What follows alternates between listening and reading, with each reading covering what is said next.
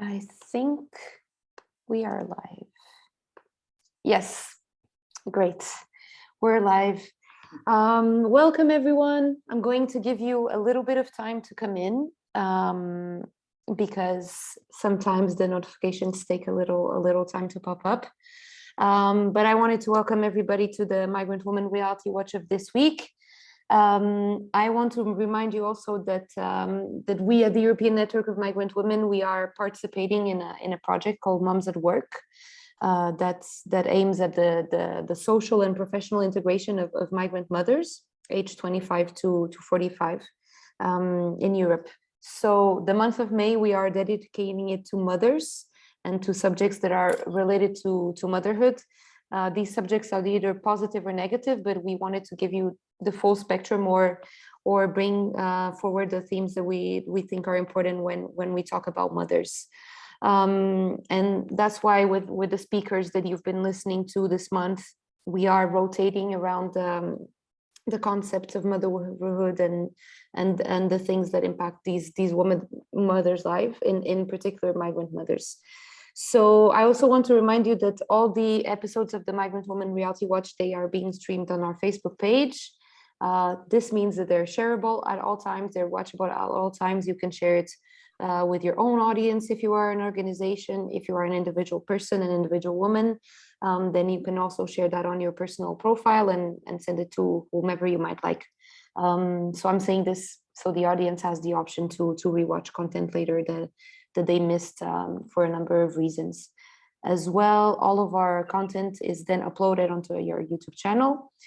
So this is me making a little bit of advertisement and invite you to subscribe to our Facebook, to all our social media channels, but in particular our YouTube channel, so you can watch our content later on or whenever you want. So without further ado, I want to tell you that today we have not one, but two guests. So these guests, of course, will introduce themselves later, but just to give you a little bit of context, we invited one of the legacy projects of this organization called Filia. So Filia is an organization that aims to empower women, to uplift, but also to raise awareness around issues that affect women in general, women and girls. It's a UK-based organization, but it's got very, very strong ties with other organizations in Europe. We are one of the organizations that have strong ties with Filia, and we aim to really, connect at all times and exchange our knowledge and our skills, so for the profit of women and girls in Europe. So the Hague Mothers is part of the Filia Legacy Project, and it was a group that was created, to give relevance to the Hague Convention and how this convention affects mothers and subsequently the children of these mothers. But Ruth and Adrienne will touch upon that later on when they introduce themselves and the group.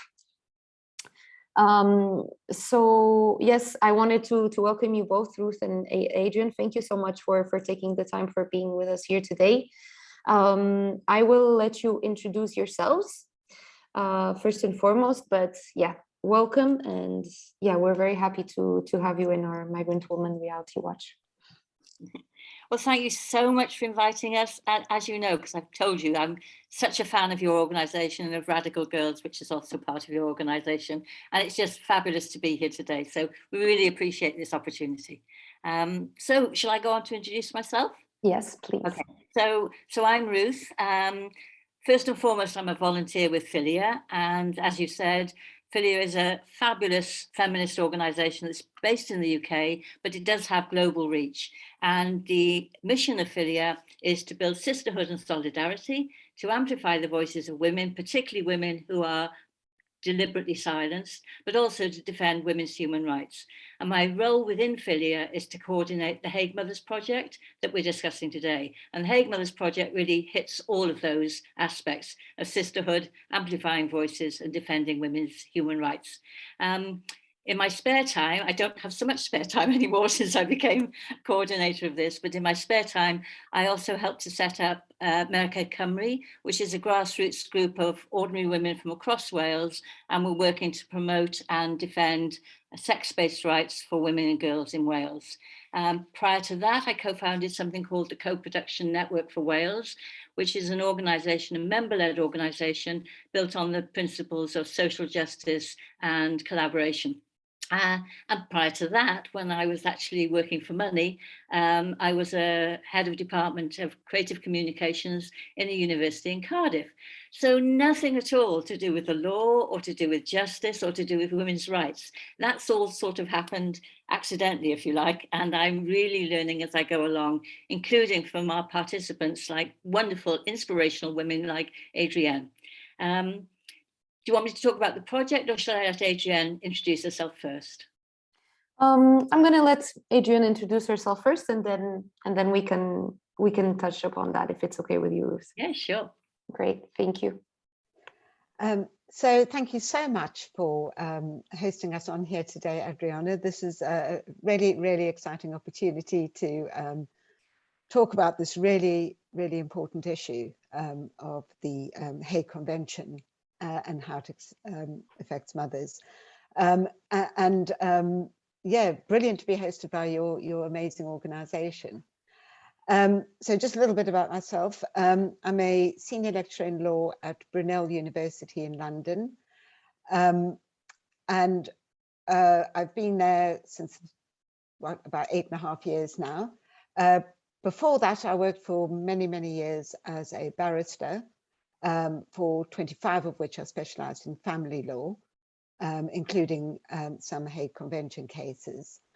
And my specialist area of research, which I've been researching for the past sort of 25 years, because I started when I was still in practice, has been domestic abuse and family court proceedings. And more recently, parental alienation and domestic abuse in family court proceedings. So that's a bit of background. Thank you both for this wonderful presentation. It's really impressive how women build up knowledge and skills, and even though it's not directly related to feminism and women's rights, I think we all carry this baggage, and we can put it to use for the feminist movement and for women and girls, not only in Europe but worldwide. So kudos to you both for taking in that interior baggage to the work that you do now. Yes, now that the presentations are more or less done and that the audience knows who both of you are, I was wondering if you could, like Ruth was saying before, if you could explain to us more or less what first of all, what is a Philia Legacy project, maybe for the audience that doesn't know, and if you could just go a little bit deeper and explain to us what is exactly this group, the Hague Mothers, what do you work towards, and what are your goals in general? So maybe Ruth? Yeah. Okay, well, I think Adrienne would go into a little more detail about sort of legal aspects later on, but essentially a Philia Legacy project, they're relatively new. A funder has given money for substantial projects that begin in the city that the conference is held in, but then can continue subsequently. And they can be projects that link up women. They can be anything to do with the Philia mission, basically. So the Hague Mothers project, as I said earlier, hits all of those issues. And because of that, and because it's an international project, and because our ambitions, which are to end the injustices caused by the Hague, our ambitions are colossal. And so some of the Philia Legacy projects are quite small and time-based, so they just carry on for a few months or for a particular outcome. But this one will be at least 3 years in running, and then we hope to get more funding to continue because we think it's quite a long-term project. So Philia are behind it, supporting it in every possible way they can, and they will also support it in the future, hopefully by finding additional funds from other sources. So The project itself, as I say, it aims to end the injustices created by the Hague Convention, which Adrienne will talk about a little bit in a moment. But we're especially focused on mothers and children who are fleeing abusive relationships and crossing international borders to do so, crossing international borders to bring themselves and their children to safety. And our initial focus is on the UK, the USA and Australia. But it is just an initial focus because we think we've probably got some influence and leverage there. Once we started to establish ourselves, we hope to reach out further because this is a global problem. So the basic premise of the Hague Convention is that a child is considered abducted if they're taken across international borders by one parent without the other parent's consent. And the motive is not relevant. There are over 100 countries signed up to this now, and it was originally aimed at abducting fathers. So it was designed to be really quick, really simple, context-free, if you like. If somebody, if a father had taken a child across international borders, the whole point of the Hague Convention was to return that child really quickly and safely to their primary carer. But in the intervening years since 1980, when it was set up, 75% of parents or thereabouts are now mothers. 75% of the parents who are brought before the court are mothers, and the vast majority of them, as far as we know, are fleeing domestic violence and coercive control. So a mother flees domestic violence, flees across international borders, and immediately she's considered to be an abductor, and she faces a Hague trial, or potentially she faces a Hague trial. So for us in Filia, this is clearly a feminist issue, which is one of the reasons we've taken it on. Great, thank you so much. And congratulations also to Filia in general and all the women who are volunteers there for taking on such an important yet very painful project, I must imagine. You will tell us more about that later. Adrienne, Ruth kind of already gave her, personal motivations, but I was wondering, you as a barrister and with your background and your such a big baggage in law, what led you more to focus on that Hague Convention? What sparked your interest? And if you could maybe, how to say this in English, go a bit out of what Ruth explained, and if you could enhance it a bit more for the audience. Explain a little bit how it works, how does it create injustices and for mothers and so on. Thank you. Yeah, those are big questions. They really are.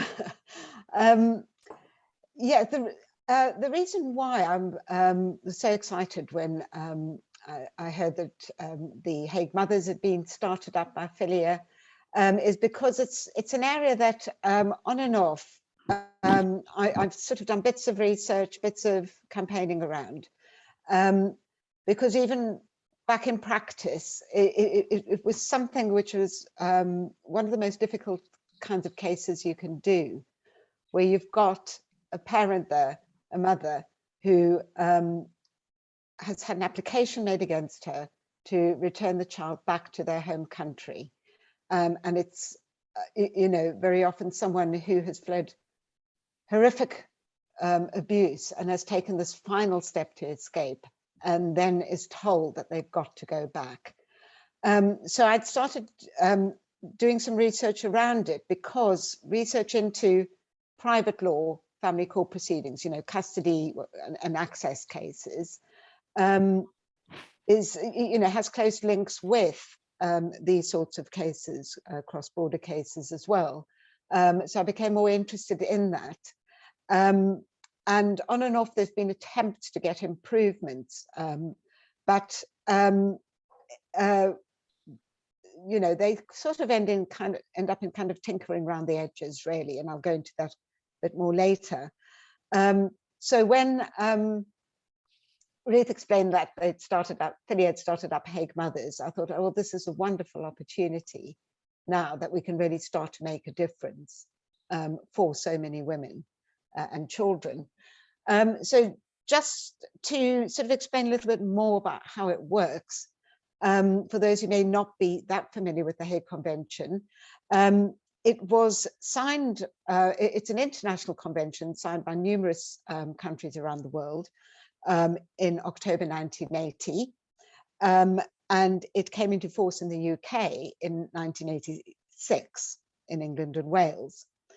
I think it's also important to remember that it needs to be considered alongside a couple of other international conventions, but in particular, for EU member states, a council regulation called Brussels II Revised, which applies to all EU member states other than Denmark.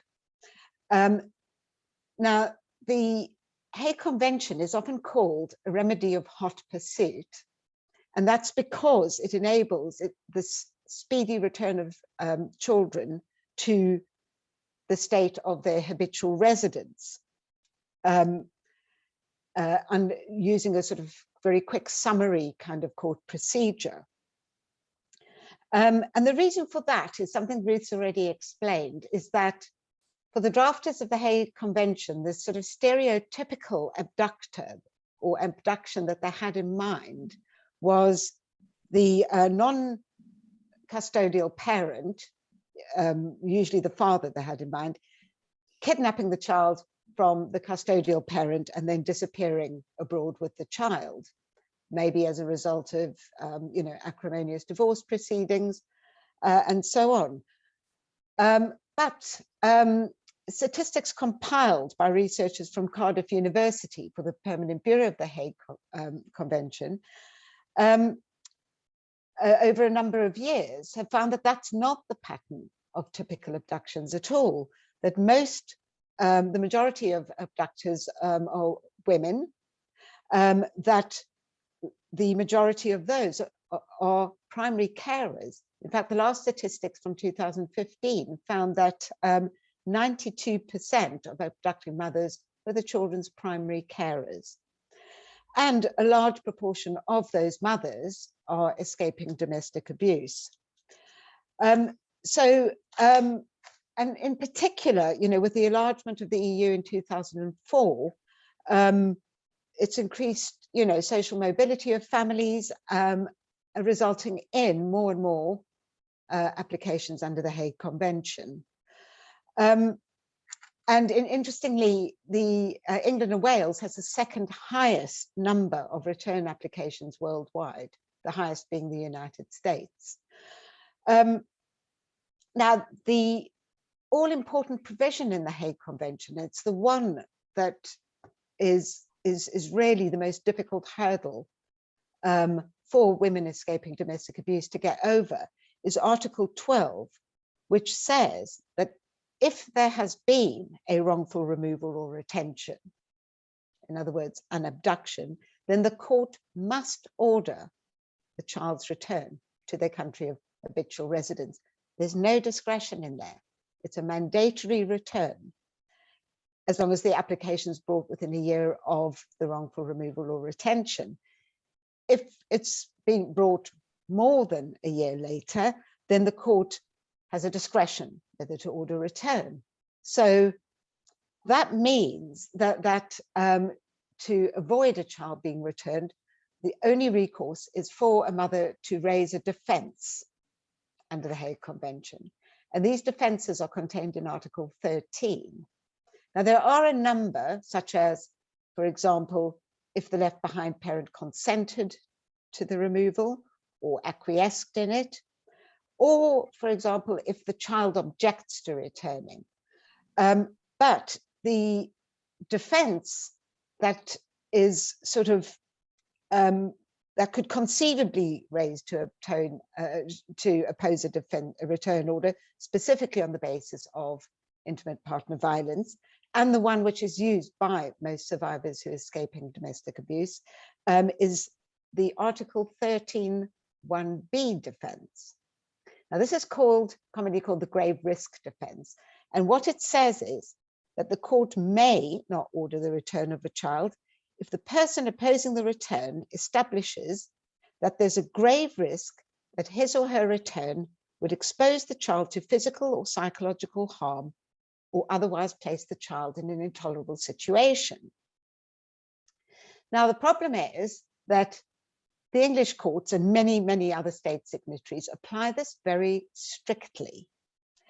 And indeed, this was impressed on all states by the explanatory report to the Hague Convention itself, which says that the exceptions must be applied only so far as they go and no further, and therefore in a restrictive fashion, if the convention isn't to become a dead letter. Now, of course, in some abductions, it is important for a child to be returned promptly to their home of habitual residence. But in situations, for example, where a mother is fleeing domestic abuse, you can see how enormously difficult this could be. And there's a lot of case law which emphasizes that this should be applied very strictly. Although it's right to say that in England and Wales, some later case law has slightly rode back on this and said that it shouldn't be applied too strictly. And there are circumstances where a child shouldn't be returned. However, there is a substantial body of research going back over 30 years, a lot of it from the USA, on the the pervasive reluctance to consider domestic abuse towards primary carer mothers as constituting a grave risk to the child. And the very high bar set to establish this defense. Miranda Kay was a researcher, and she wrote a wonderful article back in 1999, which is still so relevant today.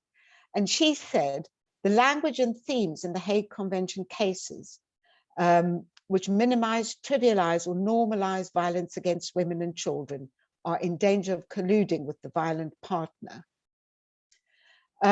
Because one has to remember, of course, that the Hague Convention, Article 13 itself, make no mention of the safety of the returning parent. And so it's only in rare cases that domestic abuse will be seen as so severe as to meet this defense. And in fact, ironically, it is because domestic abuse is so common that the courts are reluctant to see it as a basis for an Article 13(1)(b) defense. There's a wonderful researcher from the US called Professor Merle Weiner, and she wrote, we used to ask in a victim-blaming way, why does she stay with her abuser? But in convention cases, this is turned around on the adult victim, and we ask, why didn't she stay to litigate with her abuser? And I think it says so much about the way the convention operates for women. Just interject momentarily, only to tell a story. There are lots of shocking stories about mothers who faced Hague Conventions, and you've alluded to the difficulty of putting up a defense. One of the most shocking I've heard is a Hague mother whose husband was actually running a drug cartel in South America. And she was in Australia, and he was a violent criminal. He was known to be a violent criminal. He had threatened to kill her and her family, and they were credible threats. She'd brought domestic violence orders against him. And even in those circumstances, she was told that her 5-year-old child should be returned. She returned with the child, of course, because she wanted to protect him. And we don't know what happened to her, but we fear the worst. So that is just one example of how implacable the convention is in relation to mothers fleeing domestic violence. They just don't count. No, it's a very difficult situation. The other problem is that there's such huge variation in the way that different state signatories apply the convention. So it's not just the convention itself, but it is definitely the way it's applied. There was a study done in 2015 by the EU called Cross-Border Parental Abduction in the European Union. And 16 EU signatories filed reports for this study. And of those 16 country reports, 9 of them didn't even make any mention of domestic violence.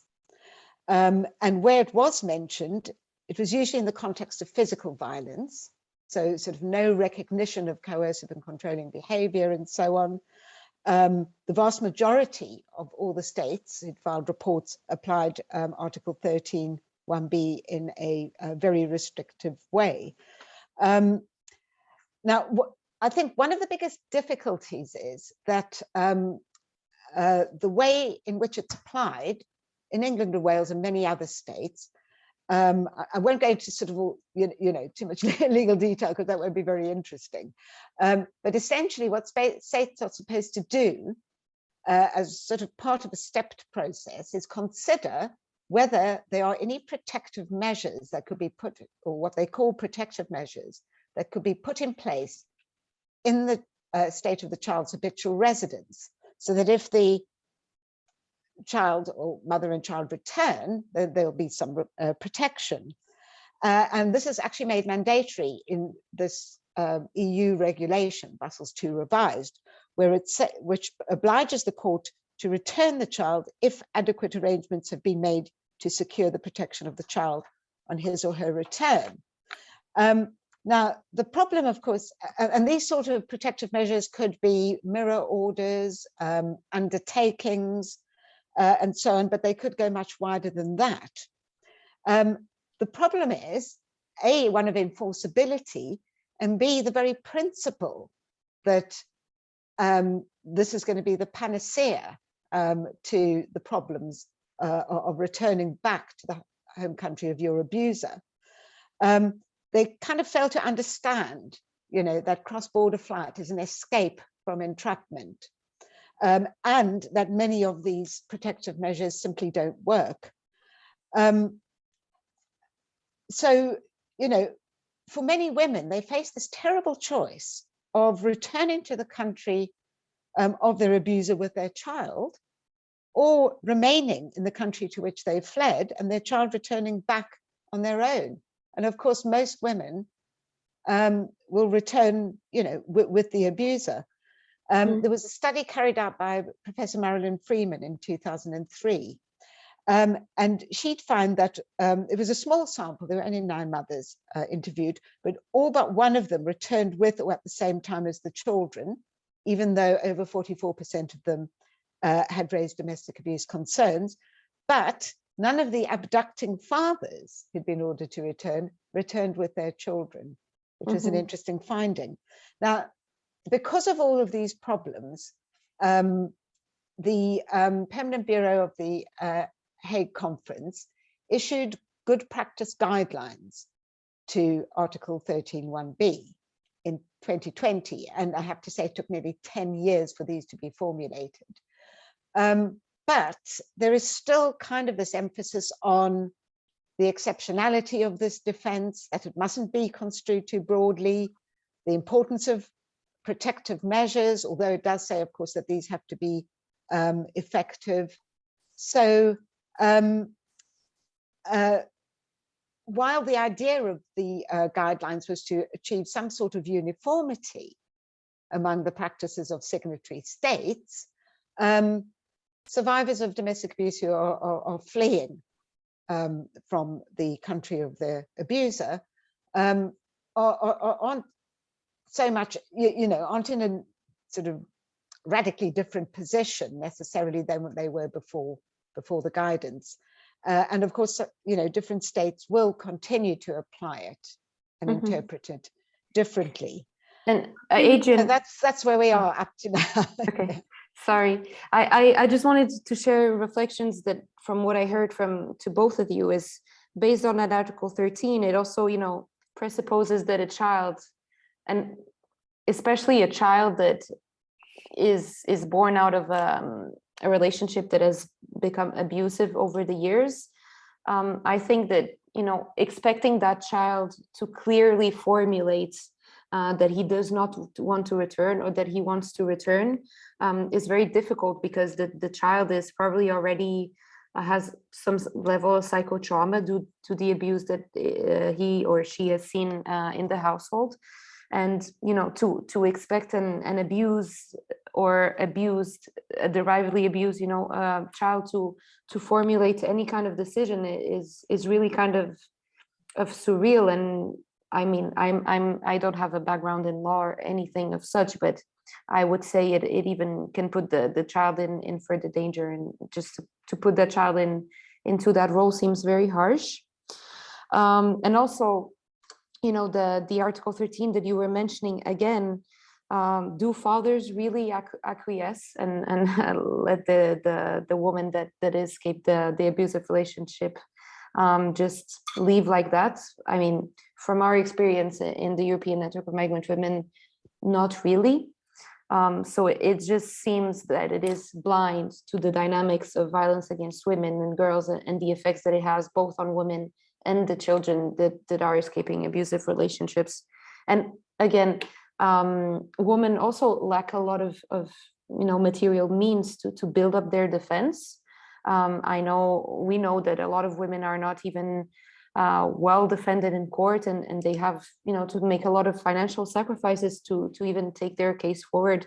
So those are the three items that I kind of identified, which I think are problematic. But I don't know if you both agree, or if you want to react to that. Maybe Ruth, because I saw you. I think you're absolutely right, and a lot of lawyers have talked to me about inequality of arms, that women go into a Hague case already with strikes against them. So they're already distressed and distraught. They've already fled. They're suddenly up against a court hearing. There's not a sympathetic court hearing, because there isn't. It's not judged by feminist principles, is it? The starting point of family courts and Hague courts is to disbelieve the mother. If she accuses the person who's brought the case of domestic abuse, she's frequently not believed. Her mental health is called into question because she is distraught. And as you say, she frequently has no support system. So in many countries, most countries, I believe, the woman who is facing the court case, the mother gets no support from the state, whereas the father who has brought the court case is supported by the state, not only financially, but in terms of having a lawyer to work with him, and that sort of support, which is essential. So she often finds herself having just fled, having been abused for many years, disbelieved by a court, but also because the system is so quick, deliberately so quick, there isn't time for her to collect evidence, and certainly not evidence that's going to be believed in that court hearing. And I think that's one of the reasons why this is so clearly a feminist issue, because women come into that court hearing already unequal.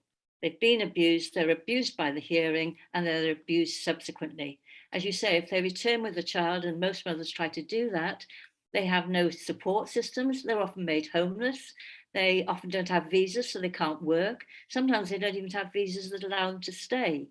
And I know of many, many women in these circumstances who've returned to find that their husbands have already gained custody.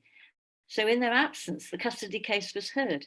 And even some women who go back and they get off the plane and they find themselves in front of a court as kidnappers and are given a jail sentence. I mean, the horror of what happens in these Hague cases is stupefying.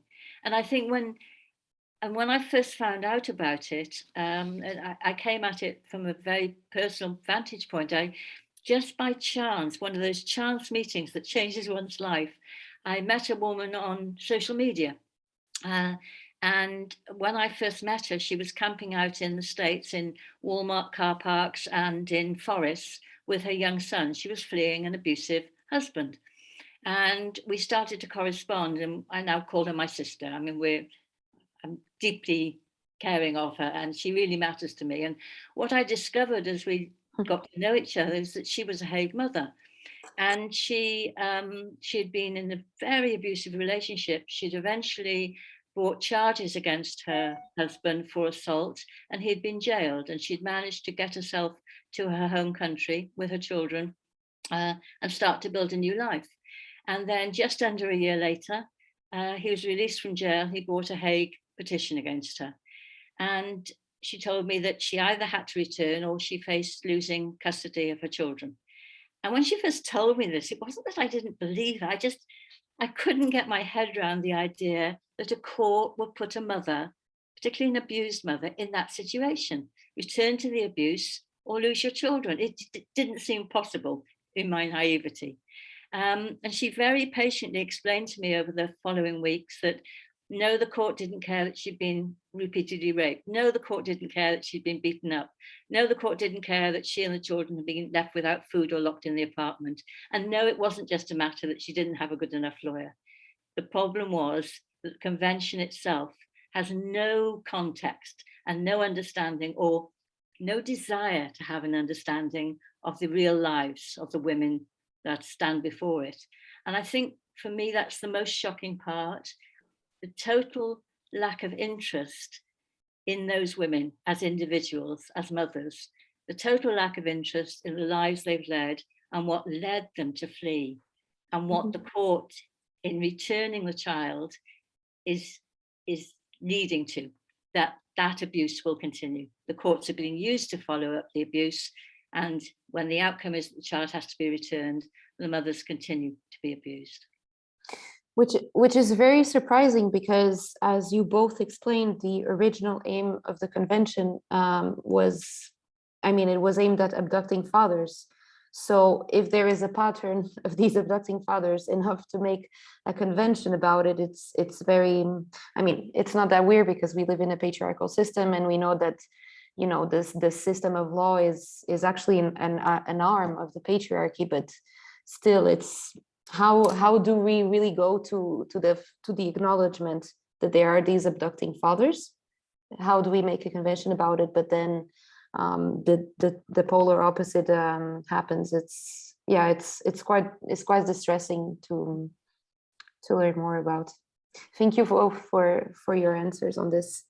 I was wondering, especially because we know that migrant mothers are at the front line of male violence.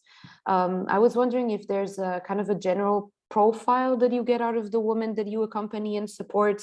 Where do these women come from? What are their socioeconomic backgrounds?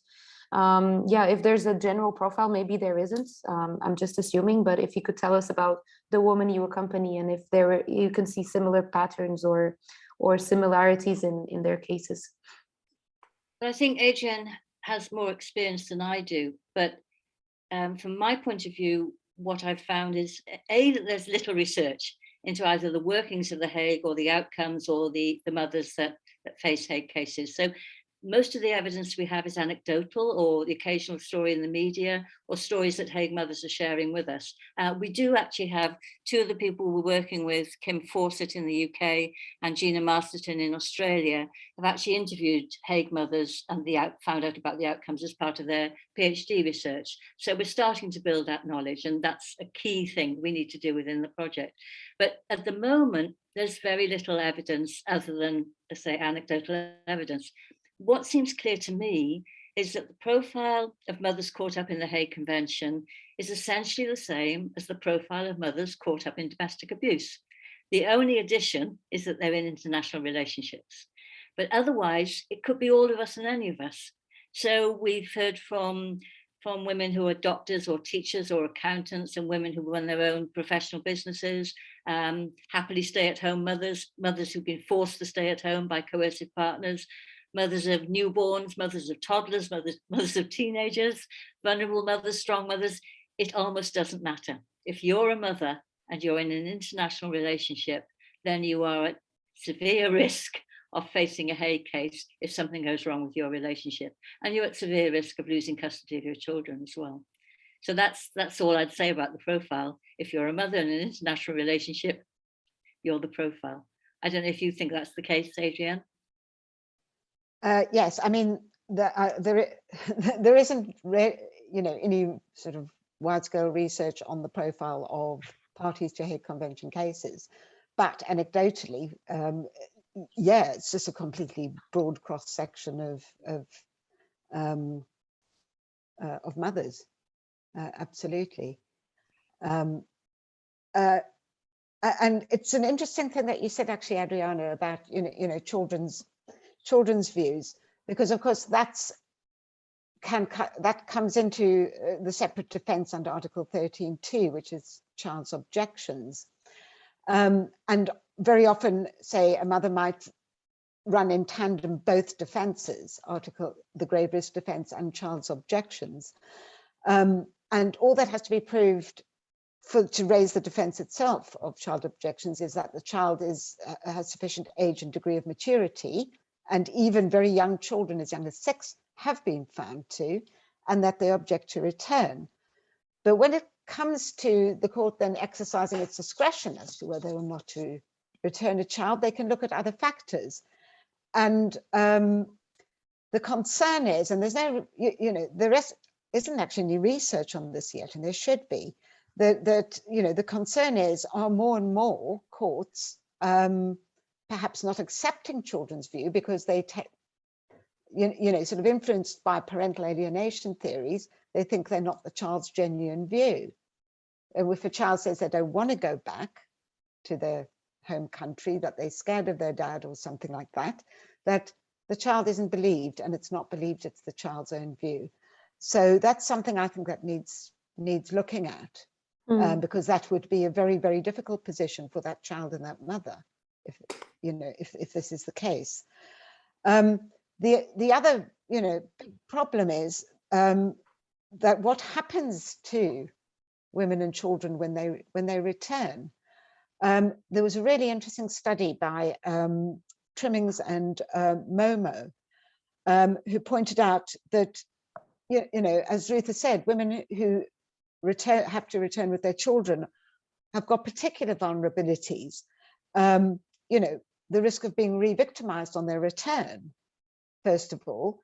And the study by Marilyn Freeman from 2003 had found that of that sample of women who went back, where the court had accepted undertakings from the fathers to do this and that, they were all breached. So these protective measures just disappeared into the ether. There's also, lack of financial and emotional support when they're back in their the country they've been sent to. They might end up having to be financially dependent on their abuser. There's also this issue of, they then have to go and litigate in that country, and because of being, an abductor, they start off lacking credibility, and it's difficult enough for women to gain credibility in these sorts of proceedings. But when you're starting off on the wrong footing, it's even worse. And also, the sort of intimidatory litigation tactics. Trimmings and Momo raised the concern that some of these left behind fathers use return proceedings as a form of abuse. And so, for women who are already traumatized from abuse, who are having to try and, heal from that harm, to have to go back and deal with all of these problems is enormous. And yet there's very, very, almost no research, very little research on what happens, what are the outcomes, what are the medium and long-term outcomes for women and children who have to go back. I think that's the other thing, isn't it, that you could have a mother who begins in an economically viable position, who perhaps runs her own business and is a professional woman. But once she has to return with a Hague, she's lost everything. So she returns without a home. She returns no longer has a job. She frequently has no support system. So she's suddenly, whatever her starting point was, she's suddenly in a really vulnerable situation, economically and every other way. And I was talking to Anna Kerr of the Feminist Legal Clinic in Sydney, and she was talking about a piece of pro bono work she'd done with a Hague mother. And she said that simply getting all the papers together, and I think there was some translation involved, because often the mothers are returning to a country where they don't speak the language, was something like £30,000. I can't remember what it was exactly, but I know it was a substantial amount of money, and that was done pro bono. But you're not necessarily able to find a pro bono lawyer, particularly a pro bono lawyer who understands the Hague.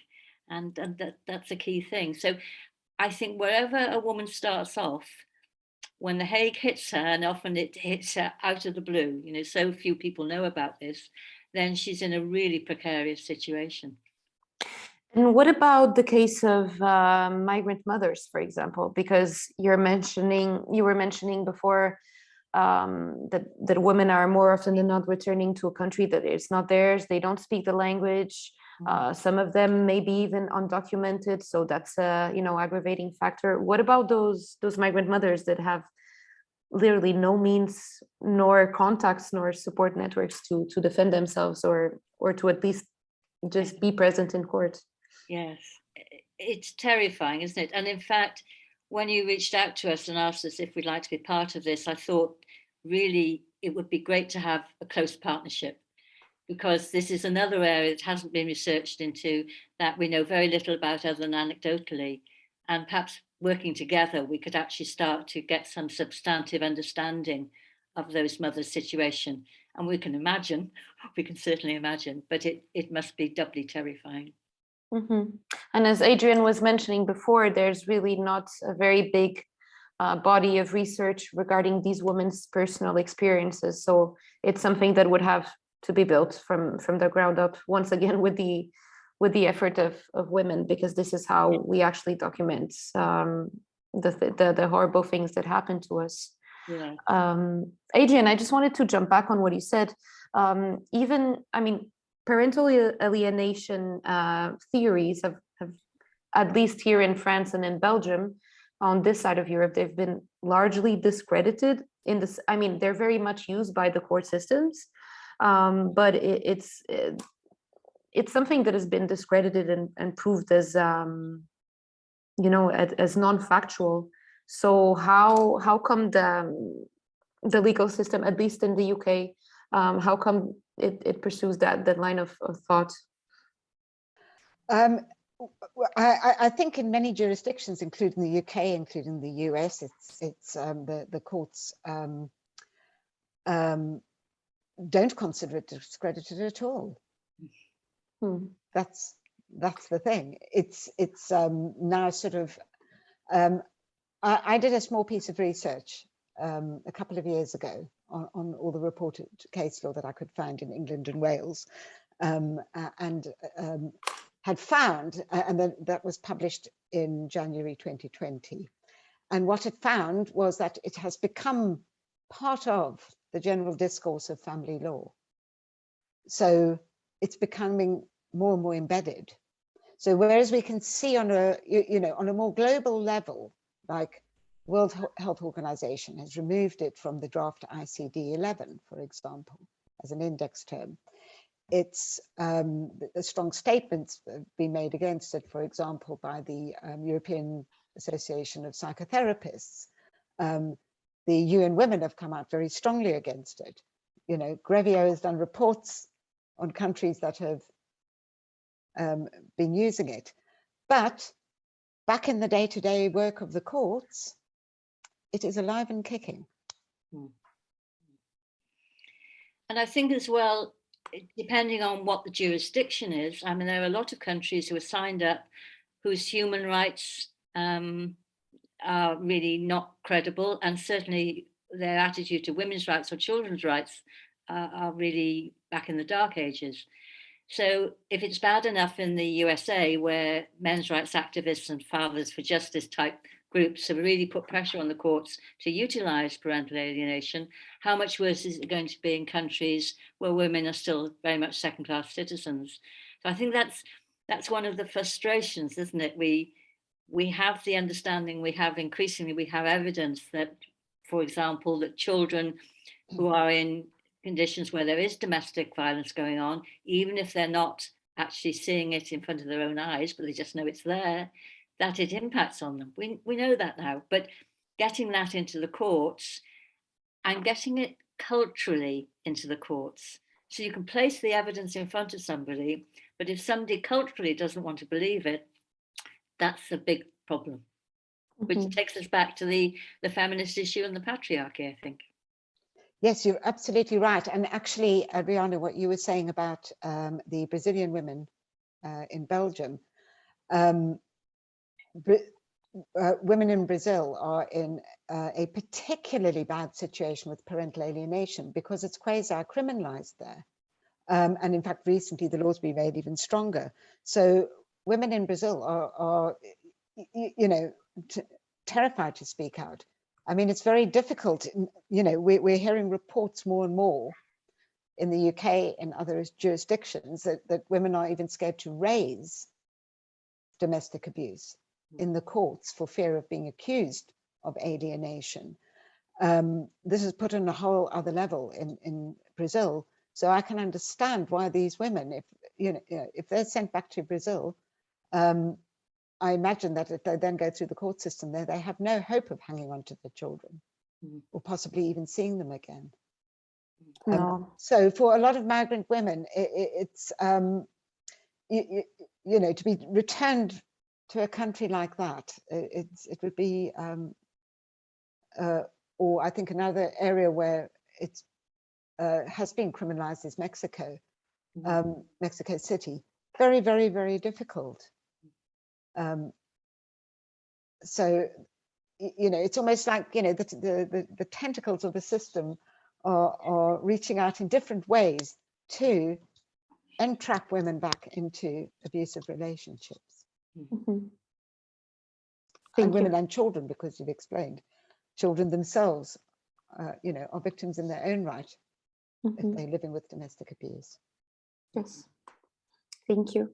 Ruth, you were mentioning before, or when you were explaining to me what the Hague Mothers was about, that one of the aims of the group is actually to build this, this collection of cases, so they are known to the wider society, and maybe we attain some kind of change at society level, but also for the mothers themselves, for their experience to be documented and collected, into a single space. Do you think you can tell us more about it, or do you have a specific case that you would like to bring forward today?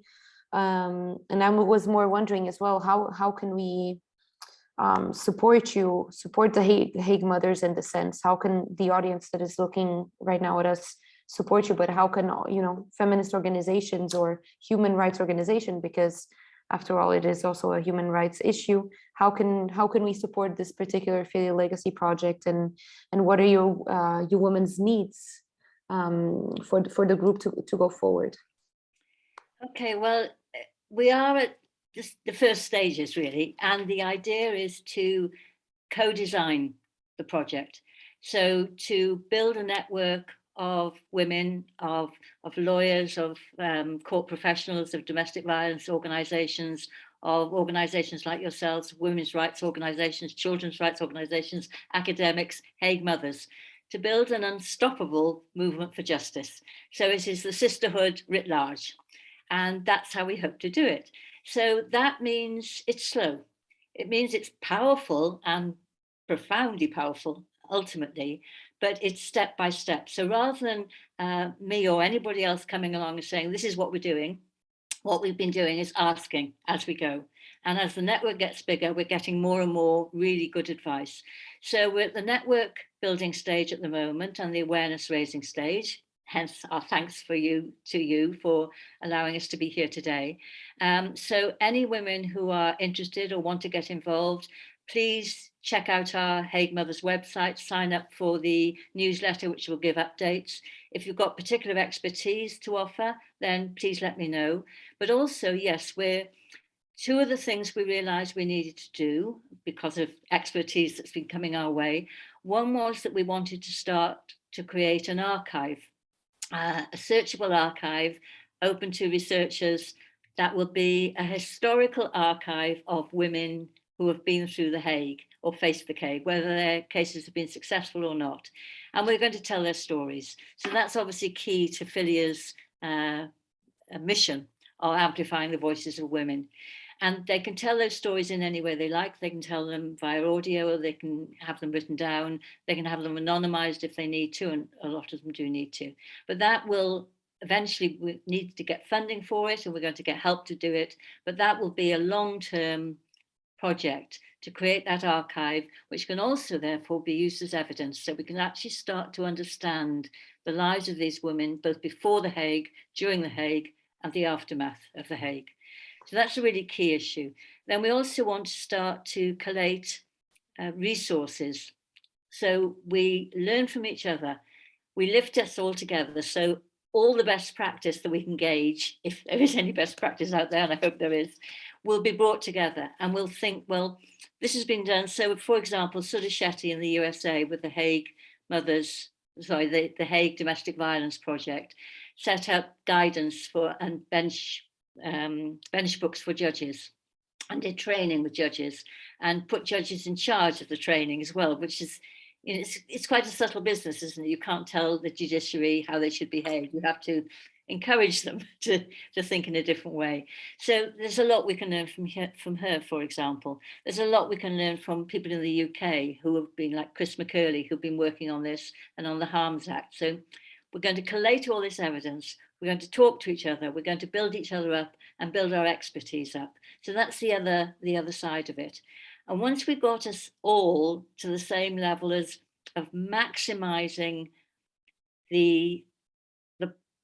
minimizing the problems of the Hague by using whatever resources we have at our disposal, then we're going to start to build the case to say, look, we're doing all these things, we're using all the protections, we're using all the methods, but still it's not working for mothers. And that's the point at which we build our case and take it up one step further and start to have influence. So in terms of what you can do to help, please join us, please follow us, please retweet us, please share your expertise with us. The Mother's Stories, it'll take us a little while to actually get that set up, but then we'll put out information about it. Please, stories from all over the world will be more than welcome, just for the sake of them being heard, if nothing else, but also because there'll be evidence for our project. And in general, let's start making a noise. The courts know there's a problem.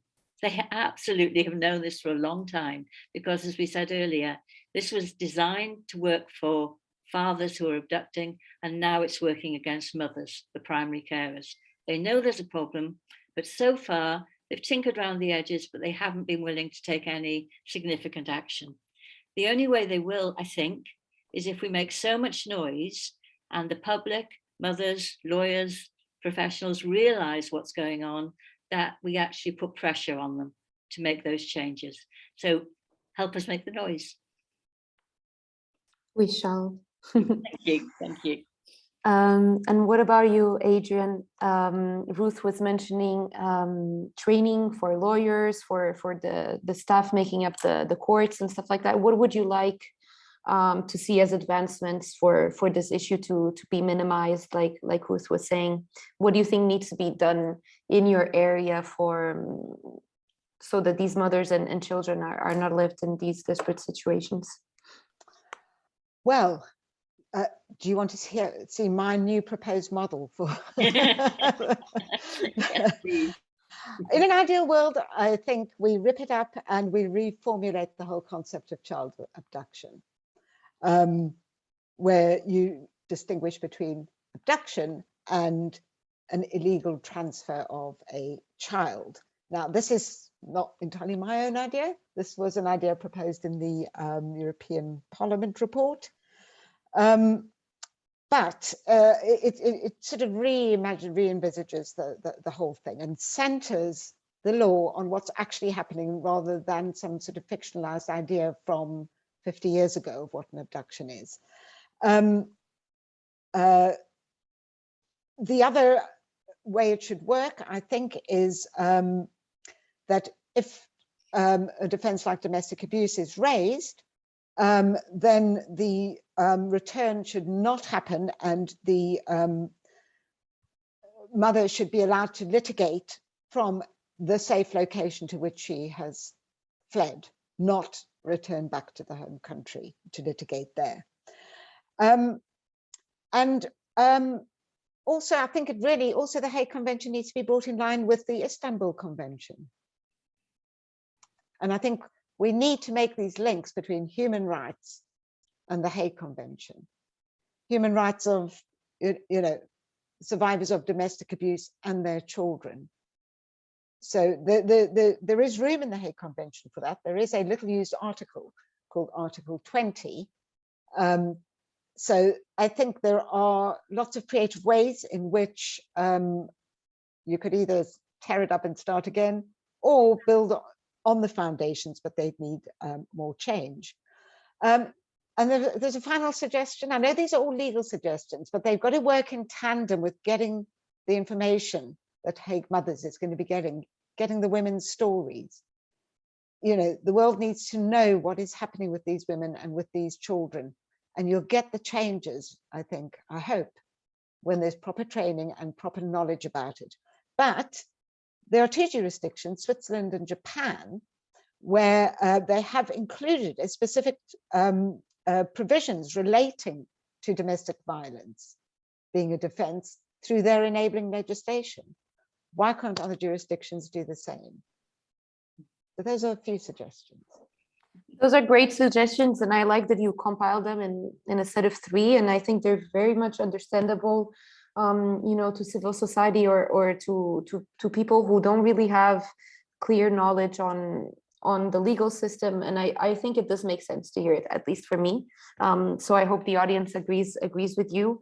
And I absolutely love that there's suggestions from civil society, more grassroots level, combined with the work that you do at legal level. I think that's absolutely precious. And when women combine their skills and their knowledge towards a common goal, I think it really does work out very well, or at least we aim to. So I wanted to, congratulate you on that. And I'm happy that we could participate in getting this information out, because even though we know at micro level things are happening, I don't think there's still that, you know, more general realization that there is a pattern, just as there is a pattern in domestic abuse or a pattern in violence against women and girls.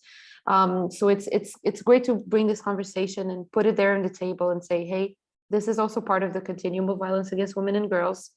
This is part of male violence. The court system isn't exempt from performing male violence or from, you know, maintaining it, because that's the aim. So thank you so much. This was such an interesting conversation, and thank you so much for taking the time. I imagine both of you are very busy. Well, thank you so much. I mean, thank you so much for giving a platform, you know, to us. Thank you for, I hope, as Ruth was saying, you'll you know, we'll work together. You'll join Hague Mothers.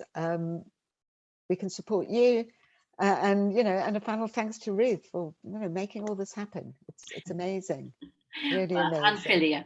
And Philia. And of course, and Philia. One last word from me, and that is, if anybody listening has the possibility of coming over to the the Philia conference at the end of October in Cardiff, I know it might be difficult, but if you can, please do. There'll be about 1,500 feminists over 3 days from all over the world, and it is totally glorious. And we'll be there too. So if you can be there, come and say hello. Great. Thank you so much, women. I wish you a very good day, and let's keep working together. Thank you very much. Thank you very much. Thanks for the opportunity. Bye. Bye-bye.